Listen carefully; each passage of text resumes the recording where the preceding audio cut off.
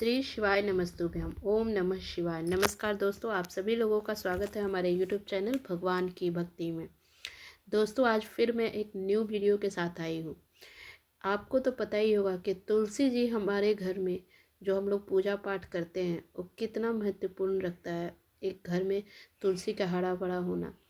तो आज मैं बताऊंगी कि तुलसी के जल देते समय, जल तो आप डेली देते होंगे ना तुलसी में, तो तुलसी माता को जल देते समय बोलना है ये 3 शब्द। आपकी सारी मनोकामनाएं पूर्ण होगी और आपके घर में आएगा धन संपत्ति वैभव और गरीबी हमेशा के लिए दूर होगी।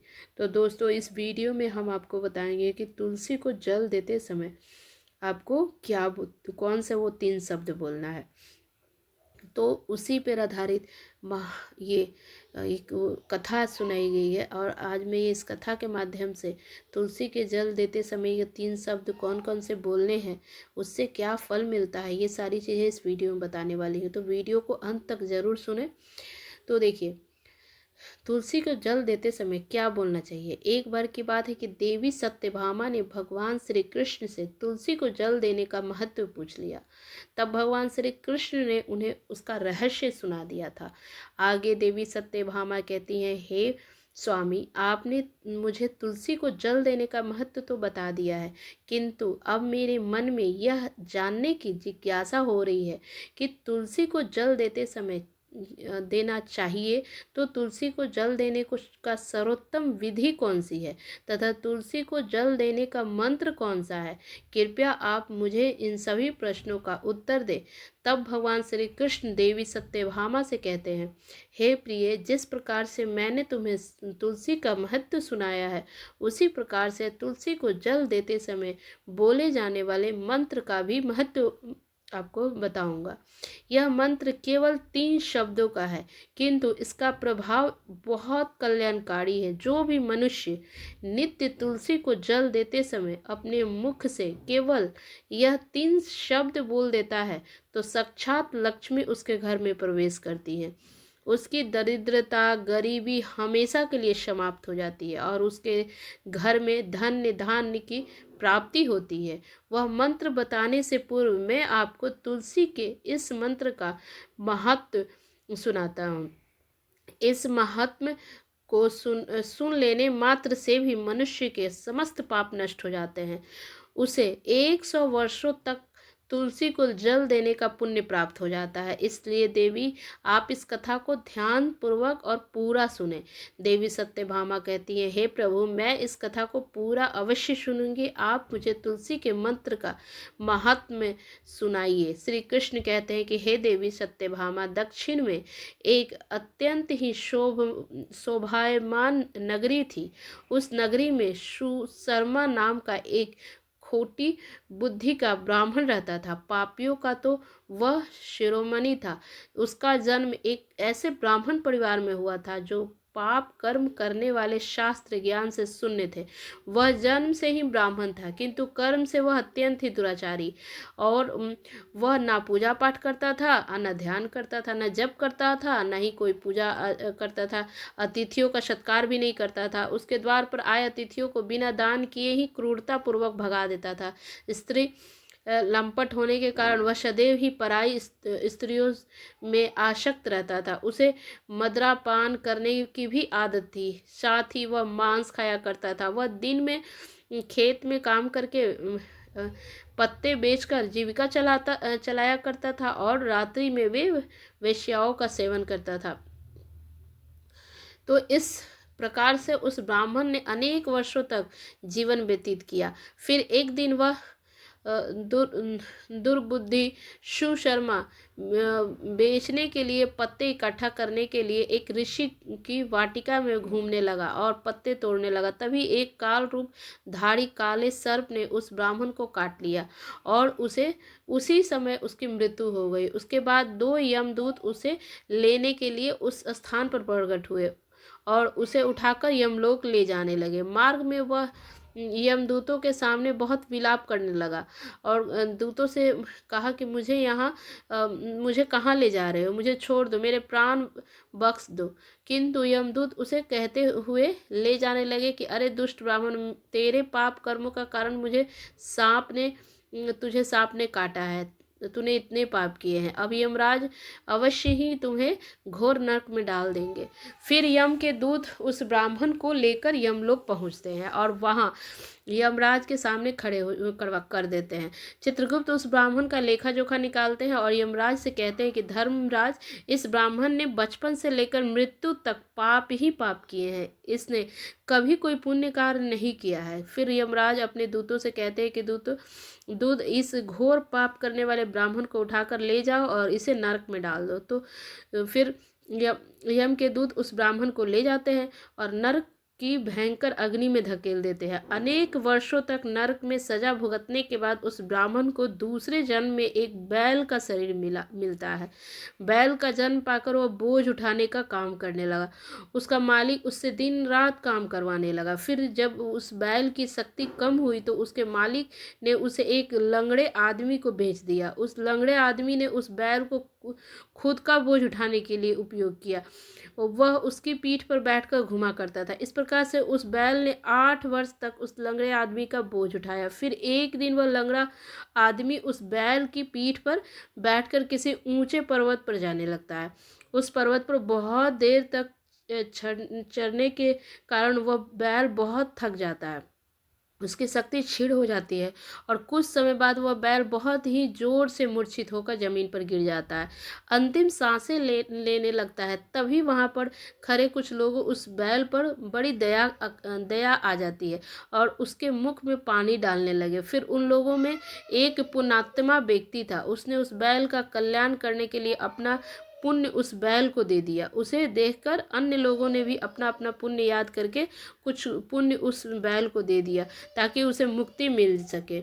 उसी भीड़ में एक वेश्या भी खड़ी थी। उस सभी लोग अपना पुण्य उस बैल को दे रहे थे। यह देखकर उस वेश्या ने भी अपना पुण्य ने उस बैल को दे दिया।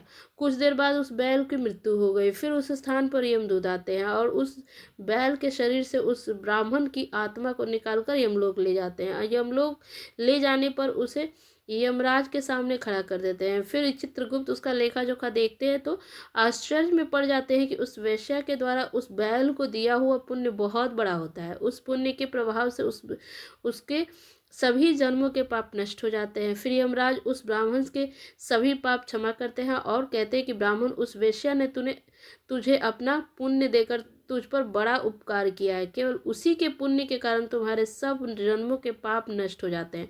यमराज उसे फिर से मनुष्य जन्म प्रदान करते हैं। इस बार वह पृथ्वी पर आकर एक उत्तम ब्राह्मण कुल में जन्म लेता है और उस महापुण्य के प्रभाव से उसे एक नए जन्म में अपने पूर्व जन्म की बातें याद आने लगती है। जब वह ब्राह्मण बड़ा हो जाता है तो उसे याद आता है कि पिछले जन्म में वह एक बैल था और तब एक वेश्या ने उसे अब उसका पुण्य दे दिया था। इसलिए उसके मन में उस वेश्या के बारे में जानने की इच्छा होती है और उस महापुण्य के बारे में जानने के लिए उस वेश्या का पता लगाकर उसे ढूंढते हुए उसके नगर में चला जाता है। और वह वेश्या अब बूढ़ी हो चुकी थी। फिर जब उसे वह वेश्या मिल जाती है तो वह उसके सामने जाकर उसे बार बार प्रणाम करता है और उस वेश्या का धन्यवाद करने लगता है। और वह वेश्या कहने लगती है कि ब्राह्मण श्रेष्ठ, आप कौन है और किस कारणवश आप मुझे वेश्या को धन्यवाद दे रहे हैं? मैंने आपको कौन सा कार्य किया है जो आप मुझे नमस्कार कर रहे हैं? तब वह ब्राह्मण कहता है कि हे माता, मैं वही बैल हूँ जिसे तुमने अपना पुण्य दे डाला था और अपने पाप कर्मों के कारण मुझे पिछले जन्म में बैल होना पड़ा था। उस पर्वत पर जब मैं मर रहा था तो तूने मुझे अपना पुण्य दिया था। तुम्हारे पुण्य के प्रभाव से ही आज मुझे फिर से मनुष्य जन्म मिला है। तुम्हारे द्वारा किए गए उसी पुण्य के कारण मुझे अपने पूर्व जन्म की सारी बातें याद है। किंतु हे माता, मैं आज यहाँ पर यह जानने के लिए आया हूँ कि तुमने मुझे उस समय अपना कौन सा पुण्य दिया था जिस कारण मेरे सभी जन्मों के पाप नष्ट हो चुके हैं। मैं उस पुण्य के बारे में जानना चाहता हूँ। तब वैश्या ने कहा कि हे ब्राह्मण श्रेष्ठ, मैंने तो अपने जीवन में कोई पुण्य काम नहीं किया है, किंतु मेरे घर में एक तोता है जो पिंजरे में रहकर हमेशा कुछ बोलता रहता है, जिसे सुनकर मेरा करण पवित्र हो जाता है। उसी तोते के द्वारा बोले गए मंत्र का पुण्य मैंने तुम्हें दान में दिया था। फिर वह वेश्या और ब्राह्मण उस तोते के पास जाते हैं और उसे पूछने लगते हैं कि हे शुक मुख, तुम कौन सा मंत्र बोलते रहते हो जिससे हमारे जीवन का उद्धार हुआ है। यह मंत्र तुम्हें किसने सिखाया और इस मंत्र का क्या अर्थ होता है। उस तोते ने अपने पूर्व जन्म का वृत्तांत सुनाना प्रारंभ किया। वह तोता कहने लगा कि हे ब्राह्मण श्रेष्ठ, पिछले जन्म में मैं एक ब्राह्मण था। मैं अपने ज्ञान के अहंकार से अंधा हो चुका था। मैंने कभी गुरुजनों का आदर नहीं किया, सदैव ही उनका अपमान किया। मुझे अपने ज्ञान पर इतना अधिक घमंड हो गया था कि जिस कारण से मेरे क्रोध बहुत अधिक बढ़ गए और मैं सभी से द्वेष करने लगा, अन्य मनुष्यों को तुच्छ समझने लगा, विद्वानों का भारी सभा में भी अपमान करने लगा। कालांतर में मृत्यु हो गई और मुझे यमलोक ले गया। पूज्य जनों और गुरुजनों का अपमान करने के कारण मुझे तोते के कुल में डाल दिया गया और मेरा जन्म एक तोते के रूप में हो गया। मेरे पाप कर्मों के कारण छोटी अवस्था में ही मेरे अपने माता पिता से वियोग हो गया और फिर मैं पेड़ की डाल पर बैठ रो रहा था।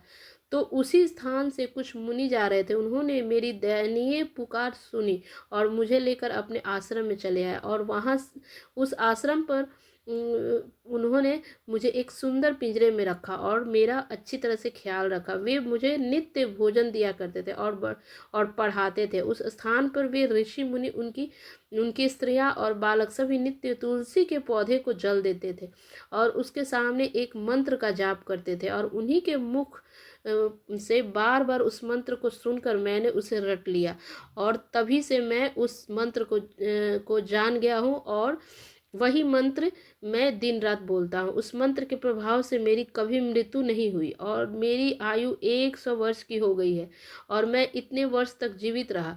इसी बीच एक रात को एक चोर उस स्थान पर आ गया और उसने मुझे वहाँ से चुरा लिया और फिर उस वेश्या ने मुझे उस चोर से खरीद लिया। इस वेश्या के घर पर आने के बाद भी मैं उस मंत्र को बोलता रहता हूँ, जिससे सुनकर इस वेश्या का मन भी पवित्र हो गया और उसने वेश्या का काम छोड़कर भगवान विष्णु की भक्ति करने लगी। उसी मंत्र के प्रभाव से मेरे पूर्व जन्मों के सभी पाप नष्ट हो गए हैं और उसी मंत्र के प्रभाव से इस वेश्या का भी अंततः पवित्र हो गया है।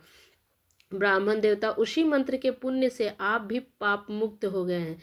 इस प्रकार से तोते ने उस ब्राह्मण को और उस वेश्या की सारी वृत्तांत सुना दिया, जिससे सुनकर वो ब्राह्मण और वेश्या दोनों ही अत्यंत प्रसन्न हुए और फिर वे दोनों ही नित्य तुलसी को जल देकर उस मंत्र का जाप करने लगे। फिर वह तोता, वेश्या और ब्राह्मण तीनों उस मंत्र के प्रभाव से दिव्य विमानों में बैठकर विष्णु लोक को चले गए। श्री कृष्ण कहते हैं कि देवी सत्यभामा रेखा, आपने केवल तुलसी के इस मंत्र के प्रभाव से उस तोते के, उस वेश्या और उस ब्राह्मण के सभी पाप नष्ट हो गए हैं। इसलिए प्रत्येक मनुष्य को रोज तुलसी को जल देते समय इस एक मंत्र का उच्चारण अवश्य करना चाहिए। हे देवी, वह मंत्र इस प्रकार से है, इसे तुम ध्यान से सुनो। ओम वृंदावन स्वाहा, ओम वृंदावन स्वाहा। श्री कृष्ण कहते हैं कि जो भी स्त्री नित्य तुलसी के समक्ष इस मंत्र का उच्चारण करेगी वह सौभाग्यशाली बनेगी। जो भी पुरुष तुलसी के सामने इस मंत्र का उच्चारण करेगा उसे अक्षय धन की प्राप्ति होगी। जिस घर के सामने नित्य तुलसी की पूजा की जाएगी उस घर में साक्षात लक्ष्मी का वास होगा। तुलसी का यह मंत्र राज कल्पतरु है। यह समस्त फलों को प्रदान करने वाला है। अतः जो भी तुलसी के सामने इस मंत्र का उच्चारण करेगा उसे संपूर्ण सिद्धियां प्राप्त होगी। स्त्रियों को सदैव ही स्नान करके अपने बाल बांधकर मांग में सिंदूर भरकर नित्य तुलसी को जल देना चाहिए और इस मंत्र का उच्चारण करना चाहिए। रोज तुलसी के पौधों का परिक्रमा करनी चाहिए, इससे सभी दोष नष्ट हो जाते हैं। नित्य शाम के समय में तुलसी तुलसी के पास दीपक जलाना चाहिए और तुलसी के पास बैठकर भगवान विष्णु की आराधना करनी चाहिए।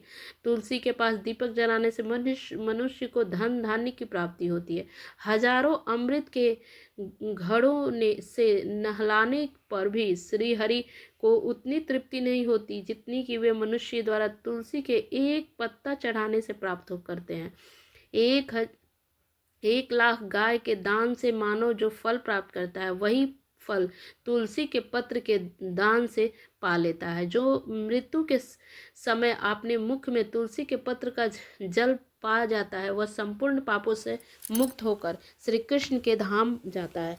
श्री कृष्ण कहते हैं कि पूर्णिमा, अमावस्या, द्वादशी और सूर्य संक्रांति के दिन इस मध्यम काल रात्रि और अशौच के समय तेल लगाकर बिना स्नान किए अथवा बिना हाथ पैर धोए रात्रि के वस्त्र पहनकर तुलसी के पत्र तोड़ता है, वह महापाप होता है। श्राद्ध, व्रत, दान, प्रतिष्ठा तथा देव पूजा के लिए तोड़े हुए तुलसी पत्र बासी होने पर भी 3 रात्रि तक पवित्र ही रहते हैं।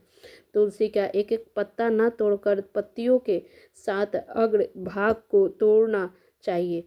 तुलसी का मंजरी जब फूलों से बढ़कर मानी जाती है, मंजरी तोड़ते समय उसमें पत्तियां का रहना भी आवश्यक माना गया है। पूज्य भाव से पौधे को हिलाए बिना तुलसी के अग्रभाग को तोड़ना चाहिए। इससे पूजा का फल लाख गुना बढ़ जाता है। तुलसी के पत्तों के कभी नाखून से नहीं तोड़ना चाहिए, इससे पाप लगता है। रात्रि में तुलसी के पौधे को स्पर्श भी ना करें अथवा उसके पत्ते न तोड़ें, ऐसा करना अशुभ माना जाता है। रात्रि में तुलसी के पौधा निद्रा अवस्था में होता है और ऐसे में पत्ते तोड़ने पर पाप ही लगता है।